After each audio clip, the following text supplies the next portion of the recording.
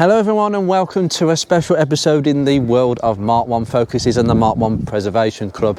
This event at the Classic Motor Hub is was going to be and planned to be the biggest one of the year, and it has not disappointed. There are about 25 MK1s here today, and they have all come in all shapes and sizes and all engines. Oh yes, two banks of two semicircle rows. Oh my goodness me, we have got lots of fun here today.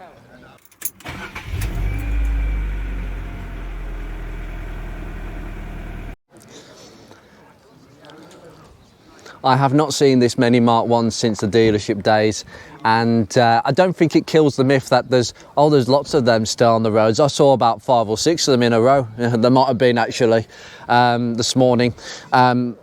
I convoyed with 4 other members, more or less admin team members. We did have a slight issue with David Harding's saloon, actually in this very car park, which Tony has actually sorted out. It's testing the patience, isn't it? Is it too slack?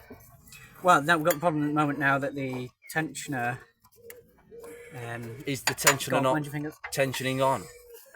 Is there a reason why that belt's come off? Hold on. That's the tensioner on as much as possible, so it's got to come across the top of the water. We did have some good weather, and then it started spitting, but it is one of the hottest days of the year today, quite muggy. But many of these cars have definitely not got bogged down. So we start off with this lovely estate Zetec in Metropolis Blue on an O2 registration. Ah, goodness me. That's actually the original registration plate, Hartwell. They've all been cleaned to an inch of their lives today, and it's lovely to see we've got a few workhorses today, the workhorse being the estate. Now this is a TDDI.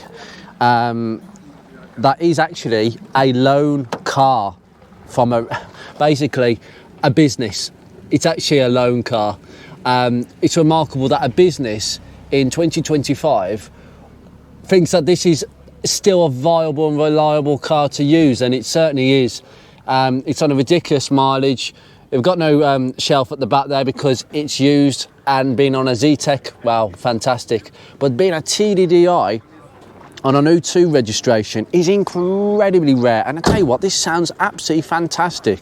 And being on a Zetec, that's quite nice as well, because I think most of them that are left are on gears, not Zetecs, so it's absolutely totally stock. By the way, all these cars are 90-95% as you would have seen them originally, which is remarkable. Now this is my friend Ian's ST170 estate. Now you would have seen this last year at this event at the Classic Motor Hub. Xenon fogs, xenon headlights, lovely, with the headlamp washers, lovely. It has a lovely striking appearance, the sort of appearance that you'd have seen in all those lovely period adverts in 2002. It has got quite a rare set of seats in here. If I just bring you in here, the interior is very unique in this car.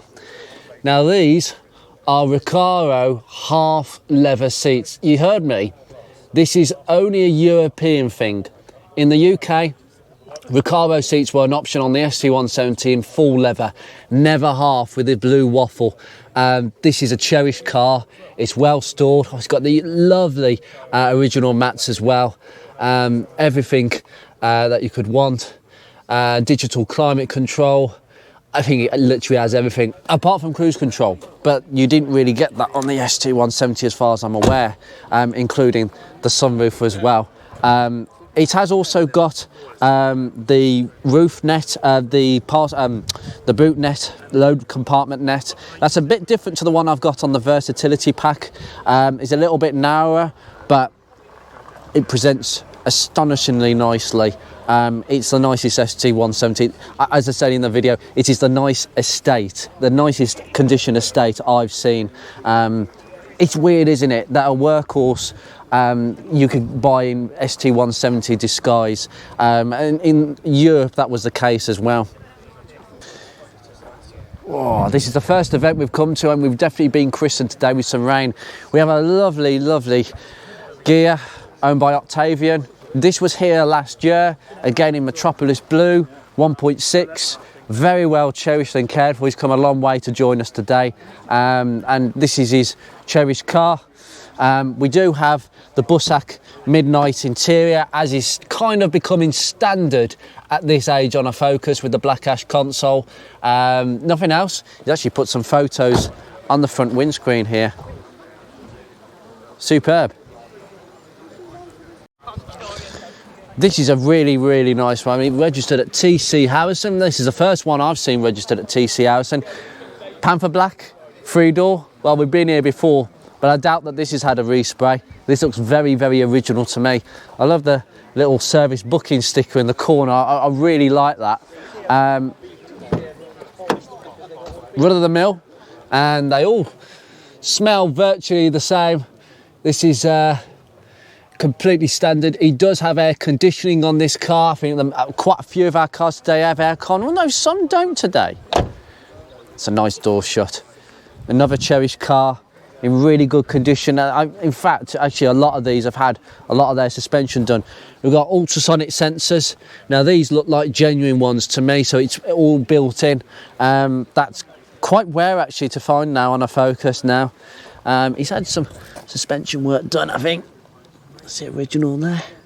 Really nice. That Panther Black paintwork really shines. Now I'm going to actually make my way across because we're in 2 rows here. Then we've got another 1.6 in Moondust Silver. Registered Chippenham Motor Company. Look at that. MG, Rover and Kia. They were a dealer dealing with all these. Wow, that shows the age. And Citroen, Seat, Peugeot. Wow. Tell a lot from the registration plate. But run of the mill, Z-Tech 5-door. All looking really nice on these Z-Tech 15-inch wheels today. I think a lot of people have garnered some inspiration from this. Being 54 plate, it'd be structurally quite nice, and they're much better in the paintwork department, these cars. It just properly got wet today. Got drums at the back, so it wouldn't have had, it may have had the reflex pack. I doubt it. If I just come in here. No, we haven't. We definitely haven't, because we haven't got any buttons there, just a plain console there. Again, you know, slightly semi-worn gear sticks denoting some miles and use, which is what they're for. Cigarette lighter there. Sometimes you would have the smoker's pack where you have a cigarette port there, but I think this has just been used for a USB. But some do, some may not. Really good condition there. And yeah, got some really nice seat trim in there.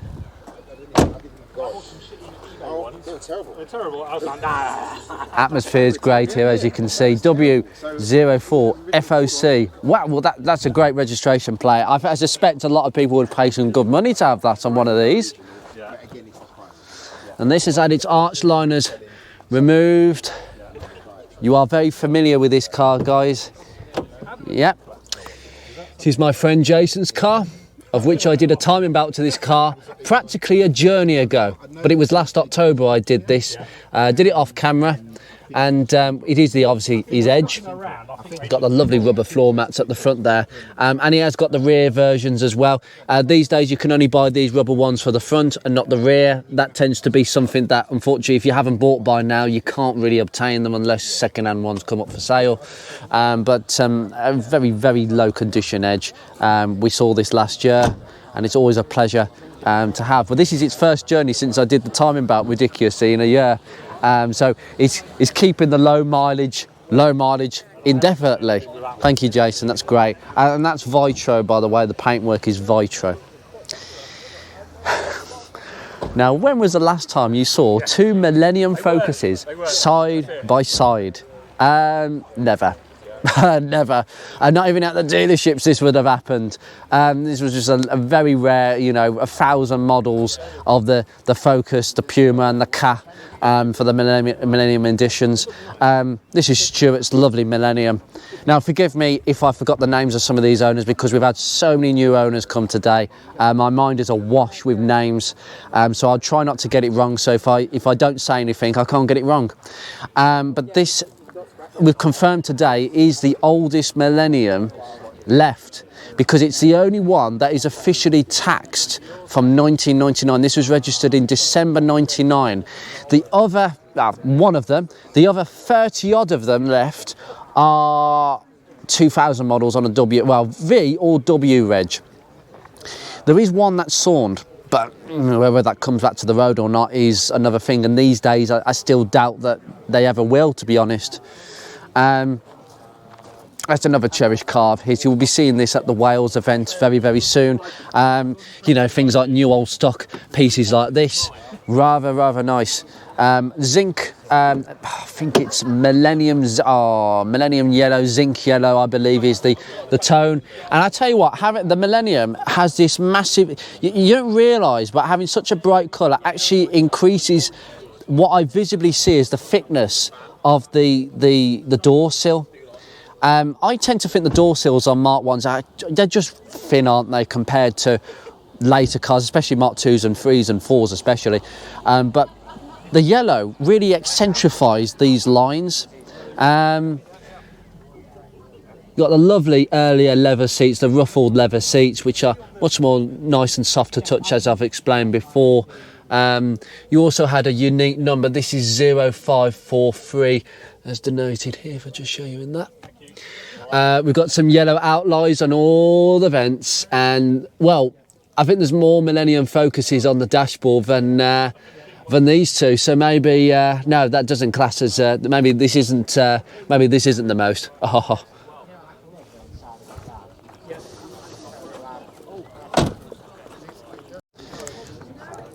What's remarkable about this car?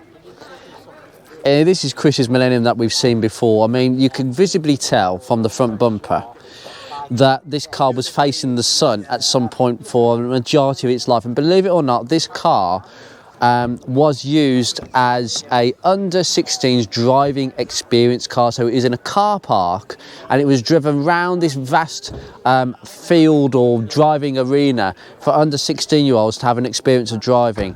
How this has survived is a miracle. Absolute miracle.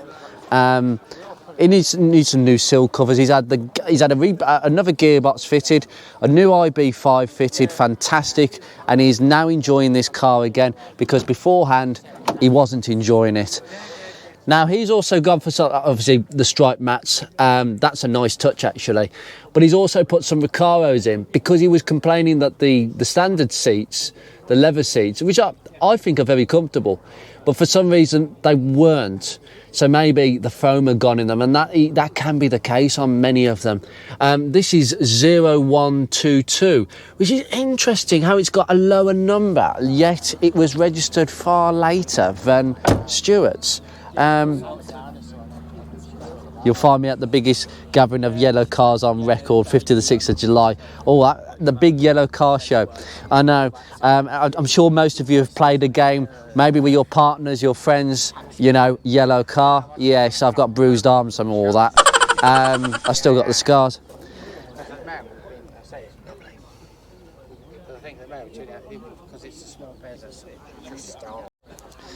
Now this is actually quite a rare car, because the Millenniums are gears and they would only have 1.8 litre engines. Apart from that, unless it was a Millennium, in your standard specifications, it's very rare to get a 1.8 petrol. It's the engine that got missed. Generically, people go for a 1.6 or a 2 litre, but not a 1.8. It's a bit of and not many of them survive because the gearboxes are really at their limit.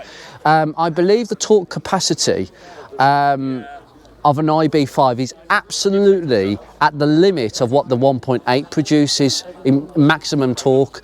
So if you really do gun these, which many people did because it's a Z-Tech engine, you'd find the gearboxes wouldn't last very well. This is a very nice cherished car that Joe has bought today. Thank you very much for bringing this, my friend. It is an 04 plate in Magnum Grey. He's had the grille changed. That's not the correct grille, but he's had it. That's been changed at some point. And it was registered at Bristol Street Motors in Shirley. Woohoo! Fantastic. Lovely to see that. Interesting, 50 Shades. Because I've had some reproductions done of the originals. Mine was black, but they changed it to blue later on. That's lovely to see that this is a local car to me. BF, well, mine's a BP. Obviously just local designations and all that. This is really nice, and it's a lovely gear model. Some lovely stickers there.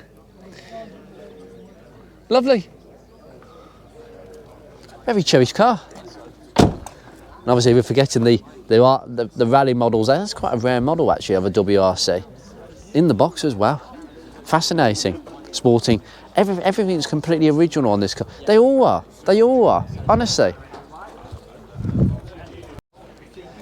Obviously Mr. Ink is leading the line here, getting rather wet, which is it's accustomed to getting wet on today. And we have killed a number of flies at the front.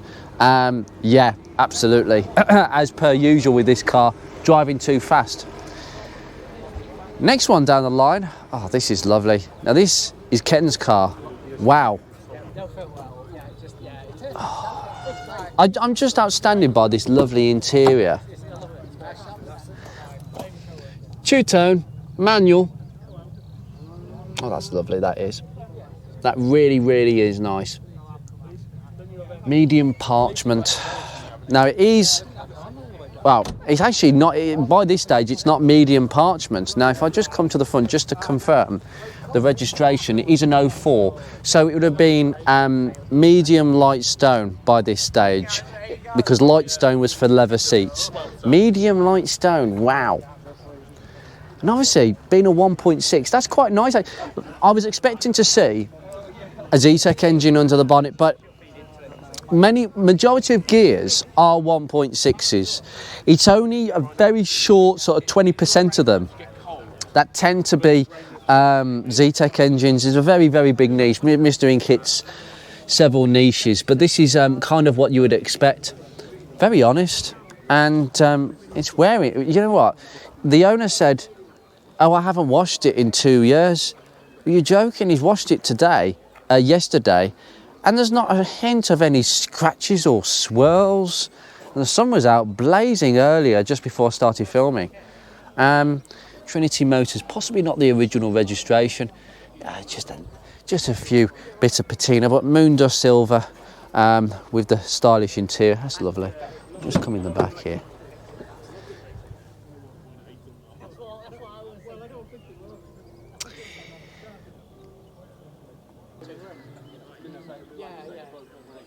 Wow. Now, David Harding's saloon, we all know, but we had a bit of a problem with this car coming in. David lost his power steering literally when we were parking up over here. It was over here earlier. Thanks to Tony and Jack getting their hands dirty while I was faffing around getting the flags and gazebo sorted, really leaving them to it. We discovered that I think the belt's been changed on this car, the drive belt, but what had happened is they hadn't put it on properly, and it was just hanging on by a thread. How it never came off on the journey down here. We spent about, at least an hour, and he's driven all the way from Cumbria.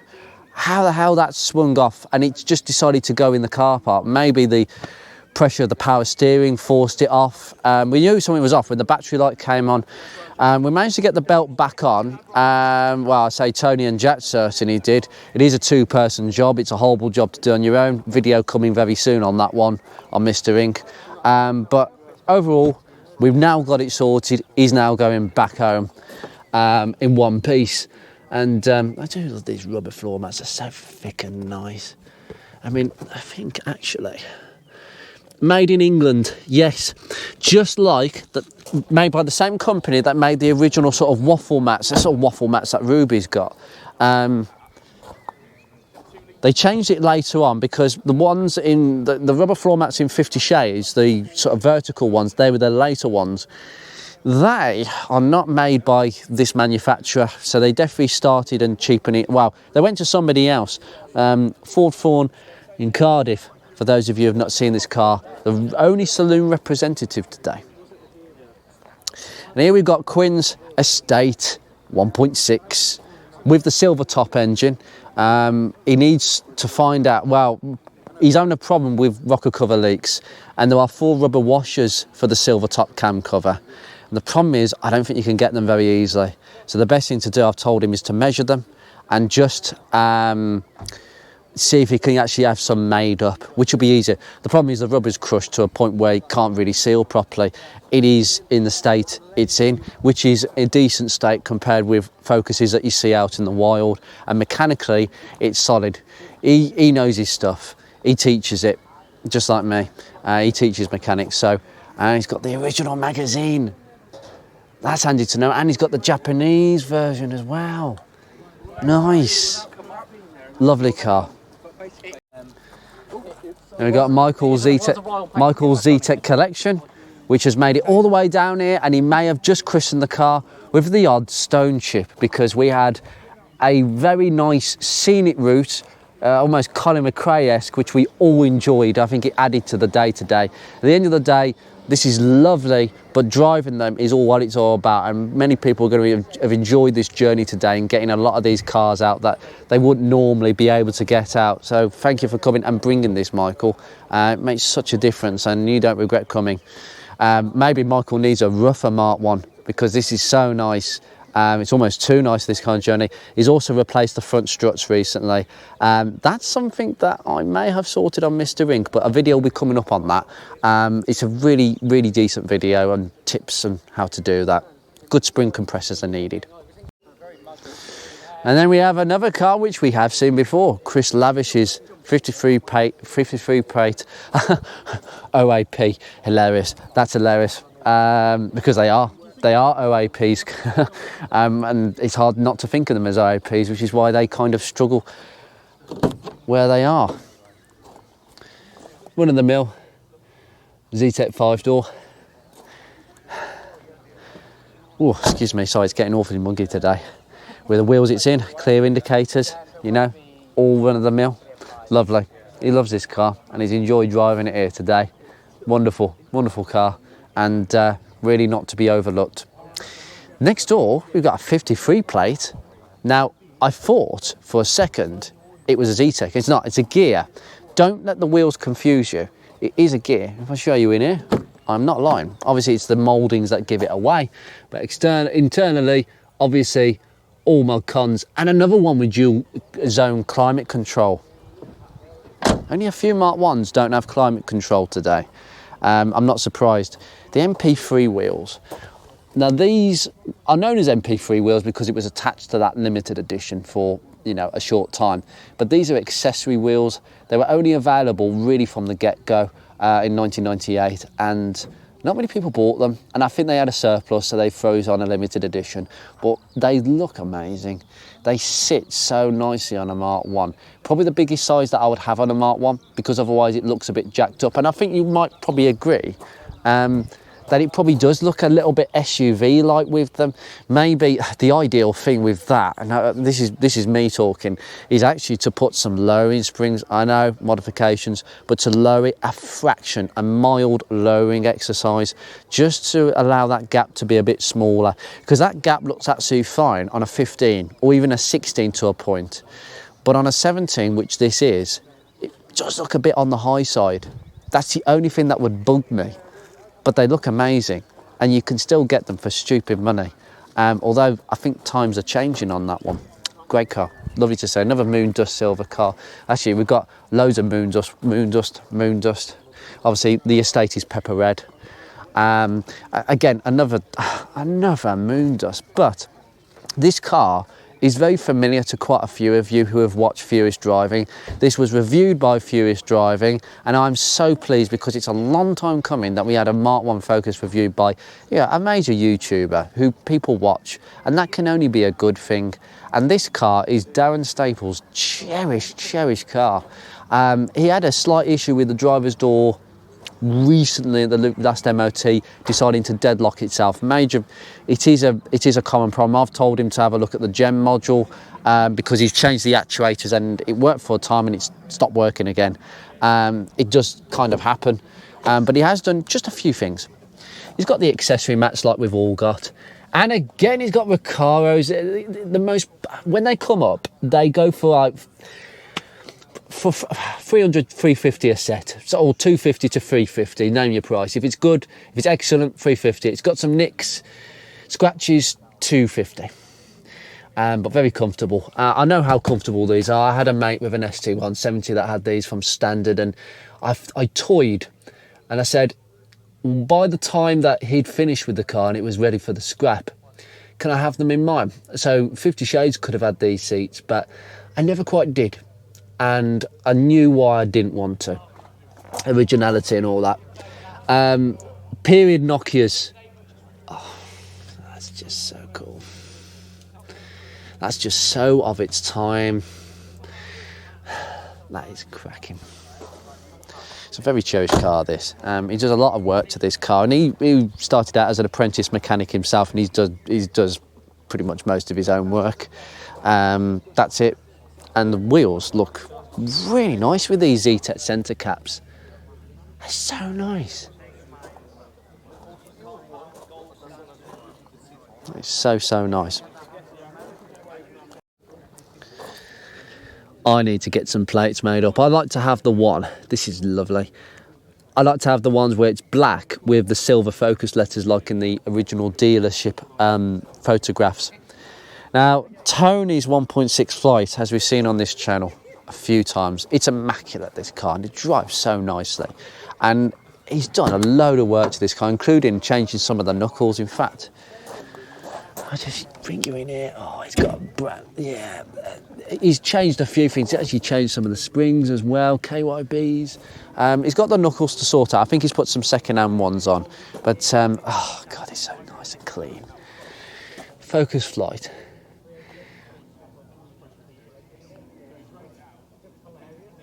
It's so clean. Look at that, and the door struts. Colorado red is such a more vibrant colour than Radiant. What an improvement. But he's put some Z-Tech 16-inch wheels on. That's great. They go quite nicely with any Mark 1. You don't have to keep it. We don't have to keep it, you know, purely standard. If some of these come around, I'm not going to knock anybody who wants to put these on their car. They look absolutely amazing on any Mark 1. I don't care what spec it is. Lovely.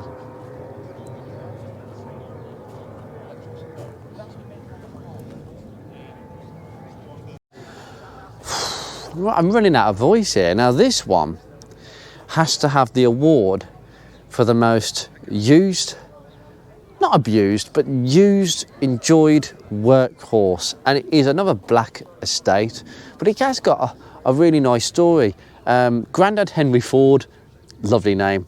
It's our daily car, everything works, bought 2.5 years ago, 71,000 miles, now it's on 96. Been all over the UK for many holidays, full service history, so far, normal consumables, that's it. Usual story, isn't it? Really, honestly. And yeah. I can tell that door strap. This is a very used car because that door strap wanted to open quite freely compared with the rest of the cars here today.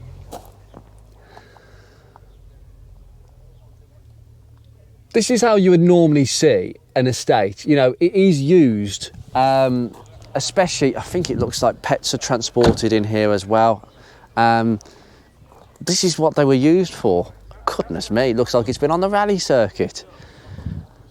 VO52LWZ, and it is a TDCI.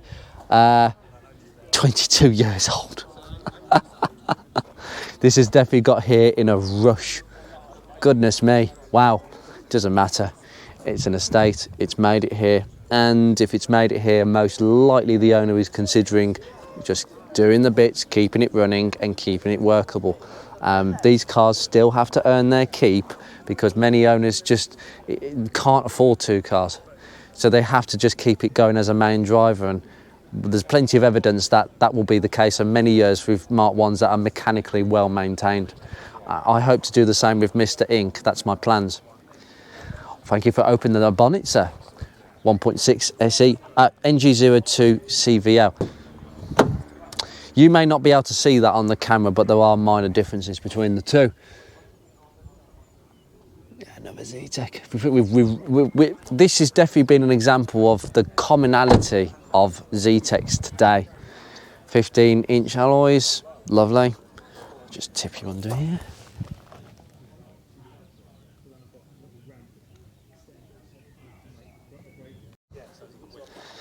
And this is a lovely car that we may recognise, EY52 VTX 1.6 LX, owned by the very lovely Jack Breary, our IT specialist, who is helping to compile a fantastic website and compile the biggest archive of Mark 1 literature ever.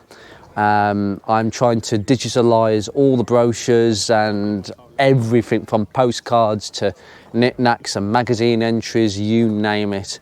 And he is helping me to organise that entirely. You see, I can tell a Mark 1 that's had the doors open a lot. And usually it's the driver's, obviously the driver's door is the most common one. The check straps, it's actually quite tight on this. Some of them just fling open with a finger, but I can tell that's quite firm actually.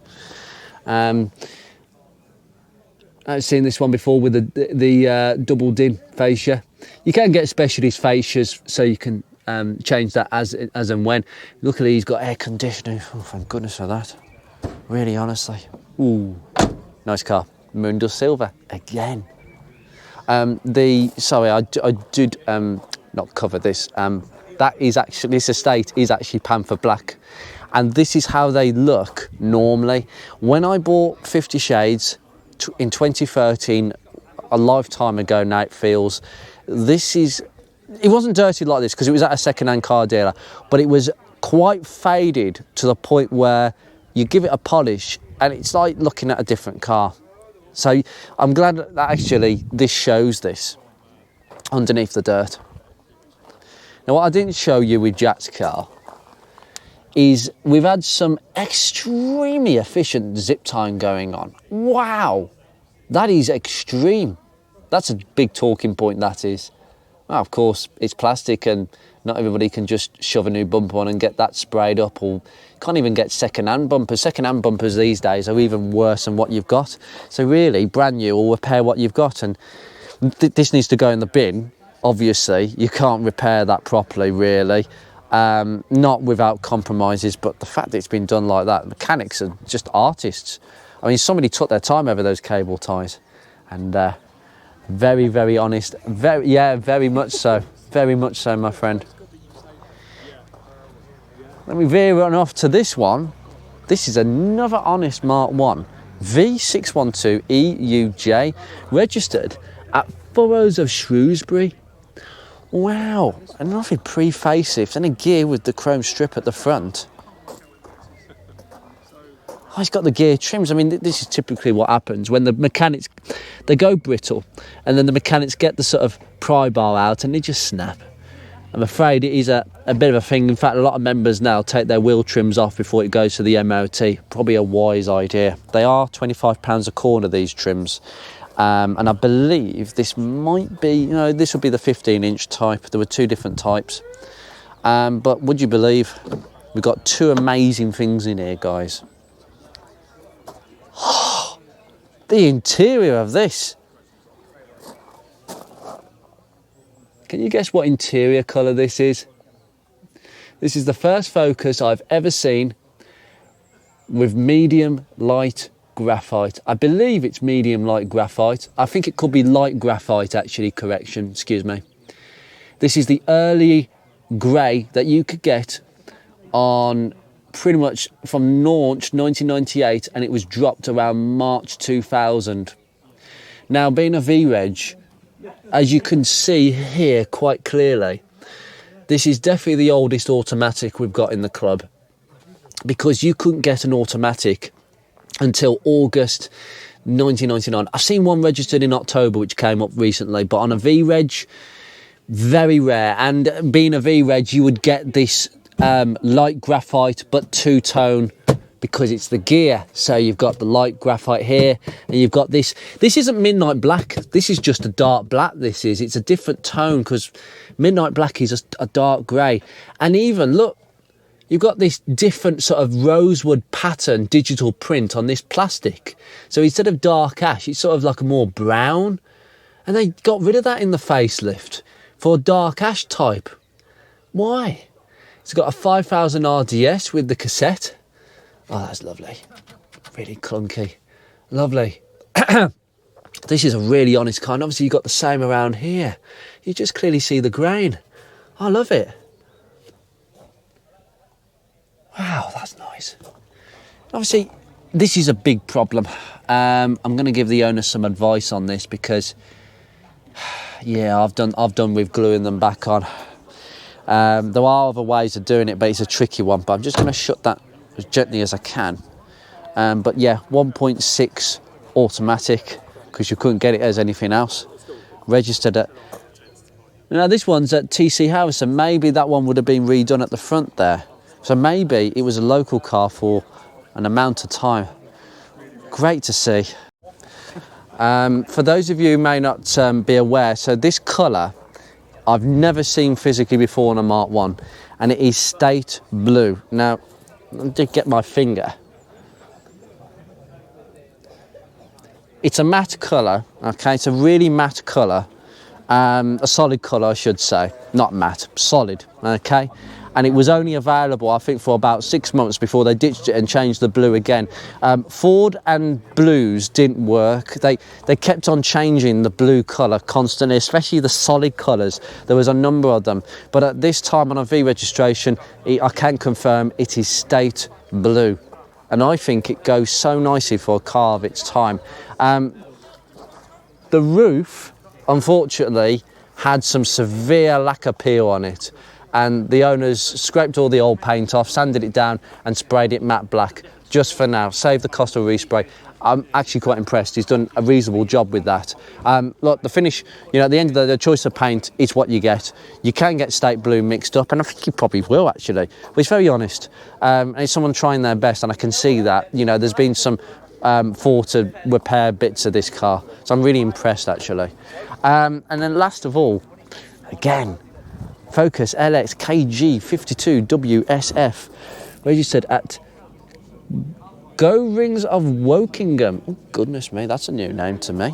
Wow. Another Moondust silver car. I think the invasion of Moondust cars today. I would say these are very, very, very tidy LX wheels. In fact, the centre caps look absolutely amazing. I wonder if they're brand new. He's had a go at cleaning up the drums as well. It's a nice door opening, actually. Marta, of course, and yep, it's definitely midnight black. It is not. Well, I'm looking for a particular interior from this time, and it's definitely midnight black. Those of you who have not watched, well, that video has not come out yet, so I'm not going to confuse you, but you're going to know why that interior could be quite rare at this age. Oh my goodness me, we've got another one that's turned up.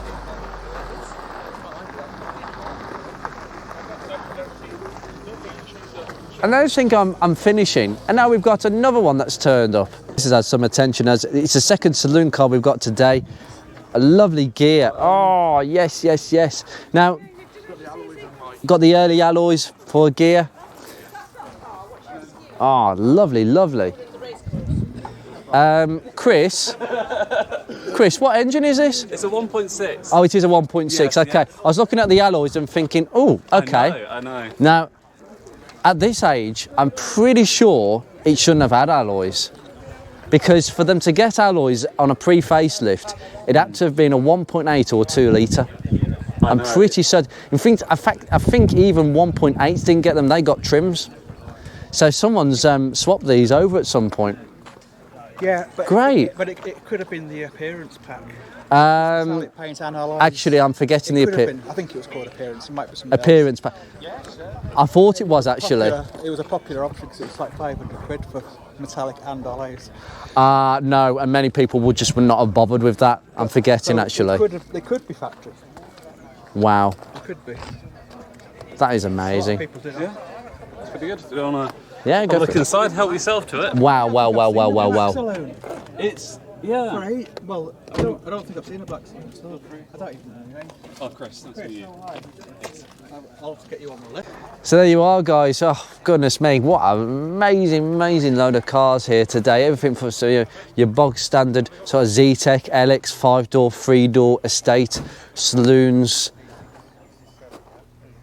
More Panther Black 3 doors. I'm biased. Special limited editions, your Edges, your Millenniums. 1.6s, 1.8 petrols, TDCI, TDDI, 2 litres, and automatics, very early ones. I'm going to leave you here, guys, just with a few photos of some trophy presentations and all that. I've learned so many new names and so many new people, and you know what, as I've been filming, people have been chatting, the atmosphere's been amazing. Not quite as sunny as what was predicted today, but oh my goodness me, this club is going places. So if you have a Mark 1 and you are interested in keeping it long term, oh, this is the place for you. Even in, you know, medium to short term, just spreading the love for these cars. Just make sure that if it's, you know, we try and accept people that have got mainly original cars, and as you can see here today, people get the picture of what we're trying to do. Just keep it small, keep it personal, keep it subtle, and you're so welcome to join us on this long journey that I'm absolutely exhausted after organising this and a few others. We've still got one more event this year, and wow, what can I say? You're not going to see a site like this until the next time, I'll put it that way. But I think you should get used to seeing these cars a bit more, because you're going to see this many Mark 1s going forwards at club venues and meets, even local meets, breakfast meets, and everyone is going to leave today feeling very, very proud of the car they own, regardless whether it's a workhorse, it's dirty, I need to do work, I've got scratches. I get all sorts of questions. Can I bring it? No, it doesn't matter. You know, as long as it's pretty original, you know, not over the top with modifications, you are welcome. It doesn't matter what condition. They are all project cars now. They are tough cars to own, and this club is set up to help people in as many different ways as possible. And the main thing that these shows do is they actually garnish enthusiasm and drive enthusiasm, because the only way you're going to get handy with the spanners or be prepared to save some money, budget for repairs, paintwork, welding, you name it, it comes from these shows, because this shows what the end game is, so you can bring your car to one of these shows and be proud of it, and even more prouder. Anyway, I'm going to leave you be. It's like around that. Take care, everyone. Have 4 cars go in front of you. That's just how it is.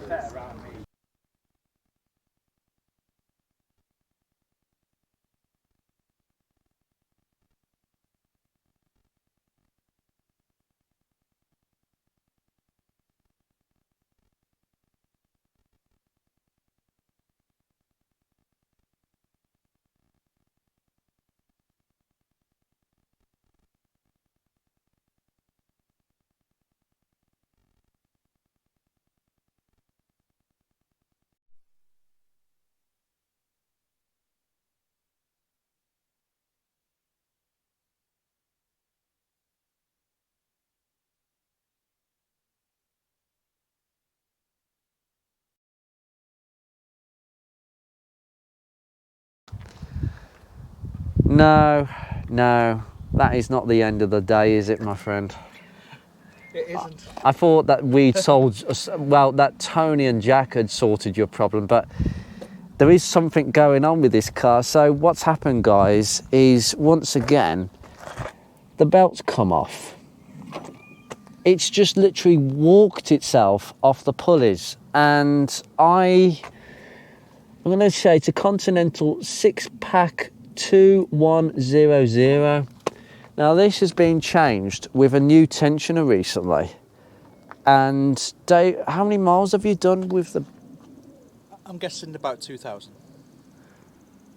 That's really confusing how that has, today of all days, has decided to... I've driven to Scotland, the motorist. Fine. And you've driven down here absolutely fine? Back, and yeah, driven down here fine. This is a bummer, this is. My one theory, now if you can tell, it's a bit more worn on that side than this side, so I wonder whether we've got plain wire the pulleys. But we've got the writing. Now that writing should disappear within 500 miles, something like that. There's definitely something not quite, a little bit amiss here. I just hope that the AA are coming with a new belt, hopefully even on a late Saturday afternoon. They're going to see if they can try and repair that and give David some confidence. But we're not sure why it's wandered off twice now. Yeah, that's an absolute bummer. Unfortunately, I feel a bit helpless. But there's no point putting that belt back on because there's clearly something wrong. Now, the tensioner seemed to be tensioning up as far as Tony was concerned. But when belts usually walk off, I'm usually thinking, have we lost a pulley? Well, all the pulleys are there. Everything is nice and correct. I've got the idler pulley just here. It's all good. But why is it suddenly decided to just completely walk off? Yeah, I mean, sometimes the belt, I've known timing belts to be a few millimetres too long, but usually you can take out that sort of play with the tensioner, and same with the drive belt especially. But I'll finish this video here, and hopefully David will be on his way in some form, whether it's the way we don't want it to go, or they actually managed to put a new belt on, and well, fingers crossed that it doesn't walk off, but hopefully they can give us an answer to that one. Yeah.